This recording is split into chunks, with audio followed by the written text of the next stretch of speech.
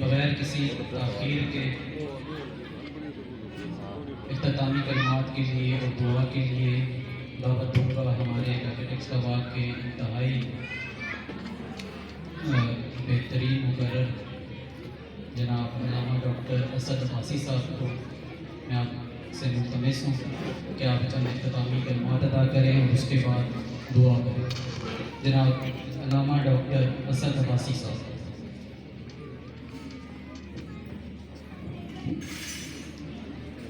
الحمدللہ رب العالمین والصلاة والسلام علی سید الانبیاء والمرسلین اما بعد فاعوذ باللہ من الشیطان الرجیم بسم اللہ الرحمن الرحیم ان اللہ وملائکتہ یصلون علی النبی یا ایہا الذین آمنوا صلوا علیہ وسلموا تسلیما. درود پاک اللہم صلی علی سیدنا و مولانا محمد وعلی آل سیدنا و اصحاب سیدنا و مولانا محمد وبارک وسلم. الصلاۃ والسلام علیک یا رسول اللہ وعلی آلک و اصحابک یا سیدی یا حبیب اللہ. کرم جب آل نبی کا شریک ہوتا ہے، کرم جب آل نبی کا شریک ہوتا ہے، ہو لاکھ بگڑا ہوا کام ٹھیک ہوتا ہے. درود آل محمد کی یہ فضیلت ہے کہ لا شریک بھی اس میں شریک ہوتا ہے. درود آل محمد کی یہ فضیلت ہے کہ لا شریک بھی اس میں شریک ہوتا ہے. درود پاک ایک ایسی عبادت ہے جو کسی صورت میں رد نہیں ہوتی. جب کوئی ایمان والا محبت رسول میں ڈوب کر اپنے محبوب کی بارگاہ میں درود و سلام کے تحفے پیش کرتا ہے تو اللہ رب العالمین کی طرف سے فوراً اس پر 10 رحمتوں کا نزول ہوتا ہے. اس کے 10 گناہ معاف ہوتے ہیں اور اللہ اس کے 10 درجات بلند فرما دیتا ہے. لہٰذا جب بھی اپنے پاک محبوب صلی اللہ علیہ وسلم کی بات آئے تو دل کی گہرائی سے اپنے محبوب کی بارگاہ میں درود و سلام پڑھا کریں. اللہم صلی علی سیدنا و مولانا محمد وعلی آل سیدنا و مولانا محمد مبارک وسلم. معزز حاضرین و سامعین، آج کی یہ تقریب سعید شادی خانہ آبادی کی خوبصورت تقریب ہے اور میرے ساتھ تشریف فرما محترم المقام جناب فضل قدوس صاحب کے بیٹے عاطف قدوس کے ولیمہ کے حوالے سے ہم سب جمع ہوئے ہیں. اور یہ بات سچ ہے کہ انسان جس ماحول، معاشرے، خاندان اور برادری میں رہتا ہے، جب اس کی خوشی میں اپنے شریک ہوتے ہیں تو اس کی خوشیاں دوبارہ ہو جاتی ہیں. اور خدا نخواستہ اگر کوئی غمی کا لمحہ ہو تو یہی اپنے جب اس کے کندھے سے کندھا ملاتے ہیں تو اس کا غم آدھا رہ جاتا ہے. لہٰذا آج کے اس مصروف دور میں ہر آدمی مصروف ہے، وقت ہر آدمی کے پاس انتہائی کم ہے. یقین جانے کچھ عرصہ پہلے تک جب کسی کے ہاں خوشی کے شادیانے بجتے تھے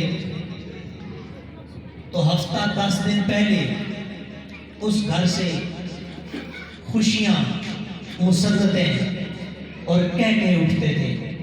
لیکن آج جب ہمیں مدعو کیا جاتا ہے تو اکثر لوگ، زیادہ تر، بہت کم لوگ ہیں کہ جو ان لمحات سے پہلے بھی آ کے شریک ہوتے ہیں. زیادہ تر لوگ بالکل آخری لمحات میں آ کے کہ کھانے کا وقت جب بالکل قریب ہوگا تو جائیں گے، حاضری پوری کر کے، پنجابی میں کہتے ہیں پانجی دے کے واپس آ جاتے ہیں. حالانکہ یہ خوشیاں اپنوں سے سجتی ہیں اور خدا نخواستہ غم ہو جائے، کوئی وفات ہو جائے تو عین جنازے کے وقت لوگ جاتے ہیں اور وہیں سے واپسی کا رخ اختیار کرتے ہیں. تو میں گزارش یہ کرنا چاہوں گا کہ اپنے مصروف لمحات میں سے جب جس کو آپ اپنا سمجھتے ہیں، جب اس کی خوشی ہو تو اس کی خوشی میں بھرپور شامل ہوا کریں اور خدا نخواستہ کوئی غم ہو تو اس میں کندھے سے کندھا ملایا کریں. صرف ایک حدیث اپنے پاک محبوب صلی اللہ علیہ وسلم کی پیش کر کے دعا کی طرف بڑھتے ہیں. میرے بھائی عاطف قدوس کہہ رہے تھے کہ حضور صلی اللہ تعالیٰ علیہ وآلہ وسلم کا ذکر پاک ہو رہا ہے، تقریب شادی خانہ آبادی کی ہے، کچھ لوگوں کو عجیب لگ رہا ہوگا، لیکن ہم مسلمان ہیں اور جس نبی کا کلمہ پڑھتے ہیں، کائنات کے ہر رشتے سے اگر ہمیں کوئی رشتہ عزیز ہے، اپنی ماں سے بڑھ کر، اپنے باپ سے بڑھ کر، اپنے رشتہ داروں سے بڑھ کر، حتیٰ کہ اپنی جان سے بھی بڑھ کر کسی شخص کو مدینے والے آقا سے پیار نہ ہو، وہ سب کچھ ہو سکتا ہے، اس کا ایمان مکمل نہیں ہو سکتا۔ صحیح بخاری کی حدیث ہے، لا یؤمن احدکم حتی اکون احب الیہ من والدہ وولدہ والناس اجمعین، کہ تم میں سے کوئی آدمی اس وقت تک ایمان کی حلاوت کو نہیں پا سکتا یہاں تک کہ اپنی ماں، باپ، بہن، بھائی، کائنات کے سارے رشتوں سے بڑھ کر مدینے والے کی ذات سے پیار نہ کر لے تو اس کا ایمان مکمل نہیں ہو سکتا۔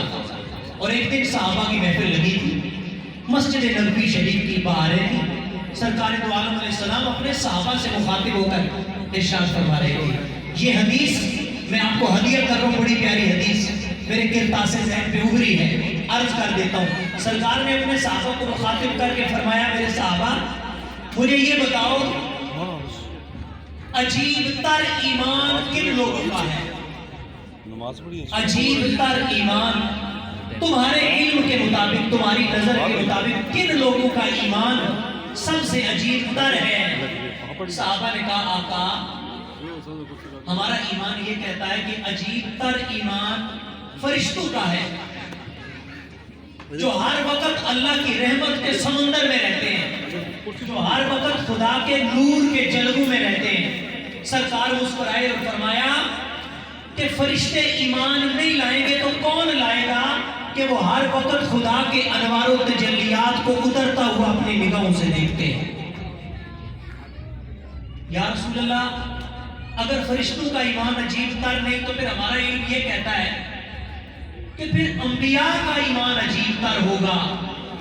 سرکار پھر مسکرائے فرمایا انبیاء ایمان نہیں لائیں گے تو کون لائے گا؟ ان کا ایمان عجیب تر کیسے ہوا کہ جن پر اللہ نے وحی نازل کی، جن کو اللہ نے کتاب و حکمت، نبوت و رسالت سے سرفراز کیا، اور رب نے ان کو معجزات عطا کیے، اور رب نے ان سے ہم کلامی کی، اور رب نے ان کو معراجیں عطا فرمائی، اگر وہ ایمان نہیں لائیں گے تو کون لائے گا؟ صحابہ نے کہا یا رسول اللہ وَنَحْنُ یا رسول اللہ، پھر ہم یہ کہتے ہیں کہ ہمارا ایمان عجیب تر ہوگا۔ سرکار نے فرمایا لوگوں تم ایمان نہیں لاؤ گے تو کون لائے گا؟ حدیث سنیے، بس اختتام کی طرف ہے۔ تم ایمان نہیں لاؤ گے تو کون لائے گا کہ جن کے سامنے میں اگر اپنی انگلی اٹھاتا ہوں تو چاند کے 2 ٹکڑے ہو جاتے ہیں، جن کے سامنے اگر میں انگلی اٹھاتا ہوں تو ڈوبا ہوا سورج پلٹ کے واپس آ جاتا ہے، جن کے سامنے درخت دوڑتے ہوئے میرے قدموں پہ آ کے جھک جاتے ہیں، جن کے سامنے ہرنیاں اور اونٹ میرے ساتھ ہم کلام ہو جاتے ہیں، تم ایمان نہیں لاؤ گے تو کون لائے گا؟ صحابہ نے کہا تھا ہمارا علم جواب دے گیا، آپ ہی بتا دیجئے کہ عجیب تر ایمان کن لوگوں کا ہے؟ سرکار نے فرمایا لوگوں اس کائنات میں سب سے عجیب تر ایمان ان لوگوں کا ہے جو اپنی نگاہوں سے، جنہوں نے مجھے دیکھا نہیں ہوگا، میرا زمانہ نہیں پایا ہوگا، جن کے سامنے وحی کا نزول نہیں ہوا ہوگا، جن کے سامنے بنفس نفیس میری ملاقات جن سے نہیں ہوگی، وہ آئیں گے بہت بعد میں، لیکن مجھ محمد سے اتنا پیار کرتے ہوں گے کہ وہ یہ کہتے پھریں گے کہ آقا اگر آپ کا جلوہ دیکھ لیتے تو کائنات کی ہر چیز آپ کے قدموں پہ قربان کر دیتے، کائنات کی ہر چیز آقا آپ کے قدموں پہ قربان کر دیتے۔ اور سرکار نے فرمایا مبارک ہو ان کو جنہوں نے مجھے دیکھا اور ایمان لائے، اور 7 دفعہ مبارک ہو ان کو کہ جنہوں نے مجھے نہیں دیکھا اور پھر دیکھ کے ایمان لائے۔ صاحبوں اپنی ہر خوشی کے لمحات میں بھی اپنے محبوب کو یاد کیا کرو، غمی ہو جائے پھر بھی محبوب کو یاد کیا کرو، اس لیے کہ جس محبوب کا ہم کلمہ پڑھتے ہیں جب وہ دنیا میں آئے تھے تو پہلا سجدہ کرتے ہوئے ہوئے رب حبلی امتی کہا تھا، جب معراج پہ گئے تھے تو رب حبلی امتی کہا تھا، اور دنیا سے جا رہے تھے تب بھی اپنی امت کو یاد کر رہے تھے، اور جب اپنے عزیز و اقارب سارے ساتھ چھوڑ کر قبر پہ مٹی ڈال کے آ جائیں گے، قبر کے اندر بھی اگر کوئی وفا کرے گا تو مدینے والے مصطفیٰ کریں گے۔ اللہ کریم ہمیں آقا کریم علیہ السلام کی ذات کا وفادار بنائے۔ بقول اقبال کی محمد سے وفاتون ہے تو ہم تیرے ہیں، کی محمد سے وفاتون ہے تو ہم تیرے ہیں، یہ جہاں چیز ہے کیا لوح و قلم تیرے ہیں۔ اللہ ان دونوں خاندانوں کو آپس میں خوشیاں، محبتیں، پیار، اتفاق و اتحاد نصیب کرے۔ اور بھائی